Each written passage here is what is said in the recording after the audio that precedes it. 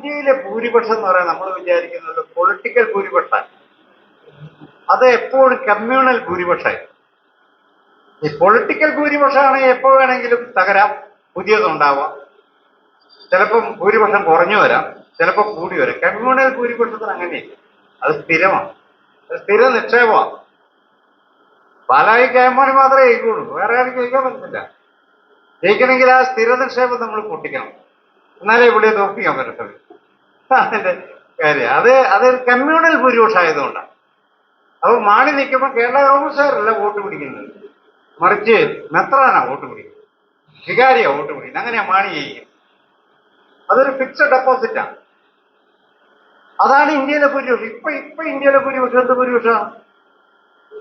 ഇവർ ഹിന്ദു ഭൂരിപക്ഷം എന്ന് വിളിക്കുന്നു, ഒരു വലിയ ഭൂരിപക്ഷമാണത്, കമ്മ്യൂണൽ ഭൂരിപക്ഷം. അതൊരിക്കലും പൊളിറ്റിക്കൽ ഭൂരിപക്ഷം അല്ല. അതുകൊണ്ട് പൊളിറ്റിക്കൽ ഭൂരിപക്ഷമാണ് പ്രശ്നമില്ലെന്ന് അംബേദ്കർ പറയുന്നുണ്ട്. പക്ഷെ കമ്മ്യൂണൽ ഭൂരിപക്ഷം നമ്മൾ ശ്രദ്ധിക്കണം, അപകടമാണെന്നാ പറയുന്നത്. അപ്പൊ ഈ കമ്മ്യൂണൽ ഭൂരിപക്ഷം ഇന്ത്യ ഭരിക്കുകയും അവരുടെ ശത്രുവായി മുസ്ലിം ജനസാമാന്യത്തെ കാണുകയും അവരുടെ എല്ലാ തരത്തിലുള്ള അവകാശങ്ങൾ റദ്ദു ചെയ്യുകയും ചെയ്യുന്ന സാഹചര്യത്തിൽ ഇന്ത്യയിലെ രാഷ്ട്രീയ സമൂഹം അതിനോട് എങ്ങനെയാണ് പ്രതികരിക്കേണ്ടത്? കഴിഞ്ഞ ദിവസം കേരളത്തിലെ പ്രബല രാഷ്ട്രീയ പാർട്ടിയുടെ നേതാവ് പറഞ്ഞു, കുഞ്ഞാലിക്കുട്ടി പോലും കേരളത്തിലെ മുഖ്യമന്ത്രിയാകാൻ സാധ്യതയുണ്ട്. ഇത് അപകടം സംഭവിക്കാൻ പോകുന്നു തോന്നുന്നു ഇവിടെ പറയുന്ന കേട്ടാൽ. അങ്ങനെ കുഞ്ഞാലിക്കുട്ടിക്ക് കേരളത്തിൽ മുഖ്യമന്ത്രിയാകാൻ പറ്റും. എച്ച് മുഹമ്മദ് കോയയുടെ മുഖ്യമന്ത്രി ആയിരുന്നു, അങ്ങനെ കേരളം തീർന്നു പോയോ ആ കാലയളവ്? കുഞ്ഞാലിക്കുട്ടി നല്ല മനുഷ്യനാണെന്നൊന്നും ഞാൻ പറയുന്നില്ല, എനിക്കതിന്റെ ആവശ്യമില്ല. ഞാൻ മുസ്ലിം ലീഗുകാരനുമല്ല. പക്ഷെ കുഞ്ഞാലിക്കുട്ടി മുസ്ലിം ആയതുകൊണ്ട് മാത്രം അപമാനിക്കപ്പെട്ട ചോദ്യം ചെയ്തു. അയാളെ 10-40 വർഷമായിട്ട് കേരളത്തിന്റെ രാഷ്ട്രീയത്തിൽ നിർണായകമായ ഒരു പാർട്ടിയെ നയിച്ചുകൊണ്ടിരിക്കുന്ന ഒരു നേതാവാണ്. കേരളത്തിൽ പല വകുപ്പുകൾ കൈകാര്യം ചെയ്ത ഒരു ഭരണാധികാരിയാണ്. അദ്ദേഹത്തിന്റെ പാർട്ടി, അദ്ദേഹത്തിന്റെ മുന്നണിയും കൂടി. എന്നാൽ കുഞ്ഞാലിക്കുട്ടി സാഹിബും മുഖ്യമന്ത്രി ആയിക്കെന്ന് പറഞ്ഞാൽ അത് പറ്റിയെന്ന് പറയുന്നവർക്ക് തന്നെ ആയിരിക്കും. അല്ല, എനിക്ക് നായന്മാരും ക്രിസ്ത്യാനിയും മാത്രം കേരളത്തിൽ മുഖ്യമന്ത്രി ആയാൽ മതി. ഇതാണ് ഇസ്ലാമോഫോബിയ എന്നാണ് സാധനം. അപ്പൊ നോക്കിയാൽ അത് എവിടെന്നാ വരുന്നെന്ന് നോക്കി. നമ്മൾ വിചാരിക്കുന്ന RSS ആയിട്ട് പ്രചരിപ്പിക്കുന്നത്. RSS മാത്രമാണ്, എല്ലാവരുടെയും പണി ഇതൊക്കെ തന്നെ, അറിയുന്നില്ല.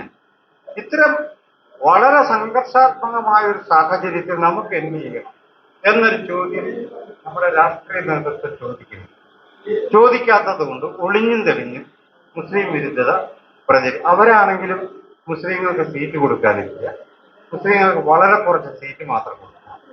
മുസ്ലിങ്ങൾ ആക്രമിക്കപ്പെട്ടാൽ എന്താ പറയേണ്ടതെന്ന് മുമ്പ് ആലോചിച്ചിട്ട് മാത്രം അഭിപ്രായം പറയുക. ഇങ്ങനെ ഇവരെ മുഴുവൻ പ്രതിരോധത്തിലാക്കിയൊരു ഘട്ടമാണ് നമ്മളിപ്പോ. നമ്മുടെ യഥാർത്ഥ ശാപം എന്ന് പറയുന്നത് ഈ എല്ലാ നിയമലംഘനങ്ങളും നടത്തിയ ഒരു ഭരണാധികാരിയെ കുറ്റം ചെയ്യാനോ അതിനെ വിചാരണ ചെയ്യുവാനോ അത് ബഹുജനങ്ങൾ മുന്നിൽ തുറന്നു കാണിക്കുവാനോ ഇച്ഛാശക്തിയുള്ള പൊളിറ്റിക്കൽ വില്ലുള്ള ഒരു രാഷ്ട്രീയ സമൂഹം നമുക്കില്ല. ഇപ്പൊ PC ജോർജ് ജാമ്യം എടുത്ത് പുറത്തിറങ്ങി പിറ്റേ ദിവസം അയാൾ മുസ്ലിം വിരുദ്ധ പ്രസ്ഥാനമാണ്. പുള്ളിനെ ഇന്ന് പറയണ കേട്ടു, പുള്ളി അറസ്റ്റ് ചെയ്യുന്നില്ല. അതുകൊണ്ട് നീ ഇനിയും പറഞ്ഞോളാമല്ല ഇല്ല. ഇയാള് പറഞ്ഞ ശുദ്ധ നുണയാന്ന് എല്ലാവർക്കും അറിയാം. ഞാൻ കോട്ടയം ജില്ലക്കാരനാണ്. ശുദ്ധ നുണയാണ് പറയുന്നത്. അയാൾക്ക് ഒരിക്കലും തെളിയിക്കാൻ പറ്റുന്ന കാര്യം. ഇയാളോട് തെളിവ് തരാൻ കോടതി ആവശ്യപ്പെട്ട ഇയാൾ അന്നേരം അകത്താം. എന്നിട്ട് അയാൾ അറസ്റ്റ് ചെയ്യുന്നില്ല, കോടതി കൊണ്ടുവരുന്നില്ല. പുള്ളി നാളെ പറയും. ഇത്രേ ഉള്ളൂ. അപ്പൊ ഇത് ചെറിയ കാര്യമാണോ നമ്മൾ വിചാരിച്ചത്? ചെറിയ കാര്യമല്ലത്. അതിലൂടെയാണ് ഈ മുസ്ലിം വിരുദ്ധത, ന്യൂനപക്ഷാവകാശ ധ്വംസനങ്ങൾ, പൗരാവകാശ ധ്വംസനങ്ങൾ, ഈ UAPയുടെ ദുരുപയോഗങ്ങൾ, നിരവധി ചെറുപ്പക്കാരെ പിടിച്ച് അകത്തിടുക, അവരുടെ വിദ്യാഭ്യാസ ജീവിതം തുലയ്ക്കുകയാണ്. അങ്ങനെ ഇന്ത്യക്കകത്തൊരു അപര ലോകമായി മുസ്ലിം ലോകത്തെ മാറ്റിയെടുക്കുക എന്ന് പറയുന്ന ഒരു കാര്യത്തിൽ ഡോക്ടർ BR അംബേദ്കർ വെച്ച നിർദ്ദേശങ്ങൾ സ്റ്റേറ്റ് ഈ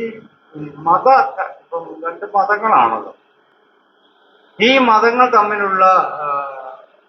തമ്മിലല്ല പ്രശ്നം. എന്താണ് മതങ്ങൾ തന്നെയല്ല, ഭൂരിപക്ഷം ന്യൂനപക്ഷം എന്ന നിലയ്ക്ക് രണ്ട് മതസമൂഹങ്ങളാണെന്നേ ഉള്ളൂ. ഈ മതസമൂഹങ്ങൾ തമ്മിലുള്ള പ്രശ്നത്തിൽ നമ്മൾ വലിയ ദേശീയ നേതാക്കളൊക്കെ പറഞ്ഞ പോലെ മതസഹിഷ്ണുത കൊണ്ടൊന്നും ഇത് പരിഹരിക്കാൻ പറ്റും.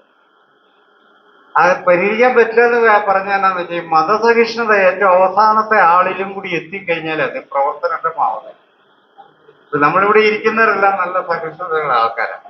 നമ്മൾ പുറത്തേക്ക് ഇറങ്ങുമ്പോൾ നമ്മുടെ കൂടെ ഒരു 5 പേര് കൂടിയാൽ മതി, സഹിഷ്ണുത ഇല്ലാത്ത 5 പേര്. അവർക്ക് കോഴിക്കോട് നഗരത്തിൽ ഒരു കലാപാത്രമില്ല. ഇതാണ് സഹിഷ്ണുതയ്ക്ക് അത്രയും അർത്ഥമാണ്. ഡോക്ടർ BR അംബേദ്കർ പറഞ്ഞ മതസഹിഷ്ണുതയല്ല ഇതിന്റെ പരിഹാരം. നമ്മൾ ആ വഴിക്കല്ല ആലോചിക്കേണ്ടത്. വളരെ കൃത്യമായ നിയമപരമായ പ്രൊവിഷൻ ഉണ്ടാവണം. ന്യൂനപക്ഷ അവകാശങ്ങൾ സംരക്ഷിക്കപ്പെടുന്നത് എങ്ങനെയെന്ന് കൃത്യമായ പ്രൊവിഷൻ ഉണ്ടായിരിക്കണം.